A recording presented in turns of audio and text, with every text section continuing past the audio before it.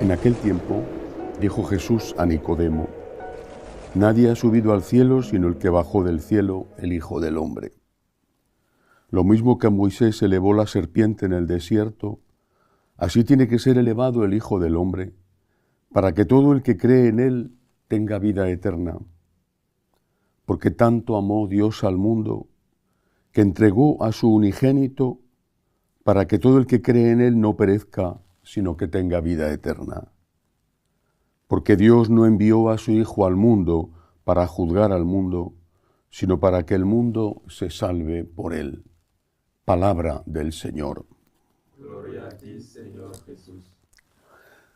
Hoy la Iglesia celebra la fiesta de la exaltación de la Santa Cruz.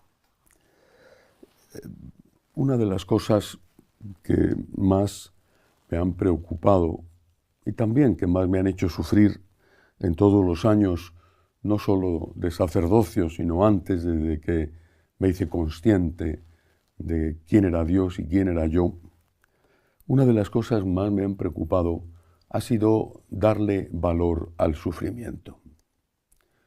Lo mismo que los médicos frecuentan personas sanas, pero su trabajo es frecuentar personas enfermas, también los sacerdotes frecuentamos personas sanas y muy buenas, pero también nos encontramos continuamente con personas que vienen, pues a veces simplemente a buscar una confesión, pero otras veces vienen a descargar sus problemas, sus angustias, sufrimientos físicos, sufrimientos ligados a la vida común, al matrimonio, a los hijos, problemas graves de trabajo y a veces problemas de tipo político que pueden aplastar a la sociedad y a la persona. Pienso países como Venezuela, Nicaragua, Cuba.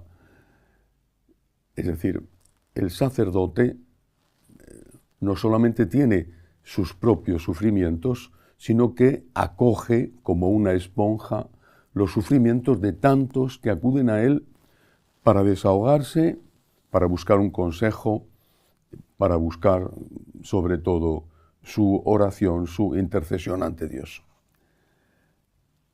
¿Qué le dices a esta persona? ¿Qué le dices al que sufre? Conozco de verdad tantos, algunos muy queridos, hijos míos. ¿Qué le dices a esta persona? La Iglesia, desde siempre, desde sus orígenes, ha intentado afrontar el sufrimiento a base de aliviarlo con las obras de caridad, con la limosna, aliviarlo con la creación, por ejemplo, de una extraordinaria red asistencial, desde las cáritas parroquiales hasta las leproserías, los asilos para recoger ancianos, los hospitales. Aliviar el sufrimiento forma parte de nuestra genética, de nuestro ADN. Así nos lo mandó Jesús: da de comer al hambriento. La Iglesia lo ha hecho siempre. Pero ¿solo podemos hacer eso?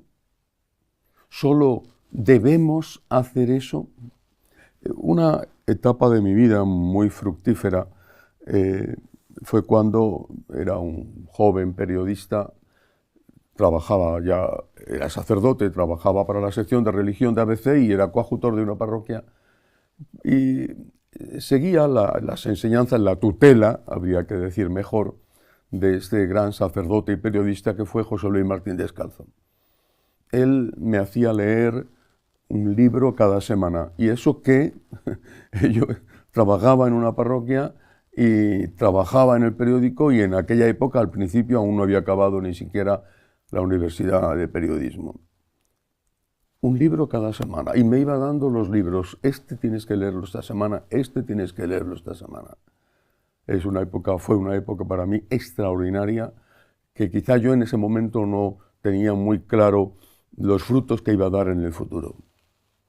Entre las lecturas que leí estaba una de Léon Bloy, un filósofo, un escritor converso francés, de ese grupo extraordinario de Maritain, Jacques Maritain, Reicha Maritain, ese grupo de amigos intelectuales franceses católicos convencidos, muchos de ellos conversos. Me impresionó, me hizo pensar muchísimo, fue para mí una cierta conversión, yo ya era sacerdote entonces, una frase de este libro de Léon Bloy que nunca he olvidado. Lo que le reprocho a la Iglesia, escribe este escritor, este filósofo y escritor francés, lo que le reprocho a la Iglesia es que haya hecho a los pobres más pobres de lo que son. Una primera reacción mía fue decir, esto es injusto. No es verdad. ¿Cómo puede decir esto una persona que sepa lo que la Iglesia hace y más si es católico? Luego, pensando un poco más, me di cuenta de a qué se refería. Hemos olvidado, lo denunciaba ese extraordinario y polémico escritor francés, hemos olvidado el valor del dolor. Nos esforzamos y hacemos bien en aliviar el sufrimiento. Nuestro sufrimiento, vamos al médico si estamos enfermos, tomamos un calmante, buscamos un trabajo si no lo tenemos, intentamos resolver un problema familiar, en fin. Nos esforzamos en aliviar el sufrimiento. Pero la realidad de cada uno de nosotros en nuestra propia carne y de los que nos rodean, la realidad es que podemos llegar a un límite. A veces es tan poco lo que se puede hacer y otras veces sí, se puede hacer más. Pero al final, si no es este problema, aparece otro. Y si no es el otro, cuando ya lo ha resuelto, aparece otro. El sufrimiento es una parte inevitable de la vida, con todos sus matices, porque también está, por ejemplo, el sufrimiento psicológico, hay que ver lo terribles que son las depresiones. ¿Qué hemos hecho con esto? ¿Qué hemos hecho? Cuando profundicé en la teología y en la enseñanza de San Juan Pablo II, y sobre todo los últimos años de la vida del Papa polaco, vi que San Juan Pablo II daba una respuesta a esta pregunta. Era la respuesta clásica, pero que durante muchísimo tiempo hemos dejado, si no olvidada del todo, sí puesta en un segundo plano. Hemos concentrado nuestros esfuerzos en aliviar el sufrimiento y eso está muy bien, pero hemos olvidado que el sufrimiento sigue estando ahí y no hemos dado la respuesta que debíamos dar a estos pobres, en el sentido amplio de la palabra, al que sufre, que Léon Bloy reprochaba a la Iglesia no haber dado. ¿Para qué sirve el sufrimiento? Hoy es la fiesta de la exaltación de la Santa Cruz. ¿Para qué sirvió el sufrimiento de Cristo? ¿Para qué sirvió? Creo que es una pregunta que cualquier católico sabe contestar. Sirvió para nuestra redención. Sus heridas nos han curado. Cayeron sobre él el resultado de nuestros pecados. La cruz, Cristo en la cruz, nos salva y nos redime. Y nosotros no podemos hacer nada con eso que no vale, con eso que odiamos, porque es sufrimiento, con eso que quisiéramos no tener, porque es sufrimiento, que nos esforzamos por no tener y por aliviar al que lo tiene, pero que al final ni lo logramos del todo en el otro, ni en nosotros mismos. No podemos hacer nada con eso. San Pablo, es una frase quizá un poco extraña y hay que explicarla. Dice, completo en mi carne, hablaba de su propia carne, lo que falta a la pasión de Cristo. Pero si la pasión de Cristo fue suficiente, necesaria y suficiente, porque dice San Pablo que completa en la carne, en su carne. ¿Cómo va a completar alguien la pasión de Cristo, porque el Señor ha querido asociarnos a su pasión. Lo suyo fue suficiente, pero Él ha querido que también nosotros colaboremos. Así es, siempre y en todo, la acción de Dios. El Señor puede actuar sin nuestra colaboración, pero quiere nuestra colaboración. No somos autómatas, nos da la gracia necesaria y suficiente para hacer el bien, pero quiere que colaboremos con nuestra libertad, con nuestro libre albedrío, con esa gracia para hacer el bien y evitar el mal. Es poco lo que podemos hacer. Ese poco es lo que da sentido a la vida.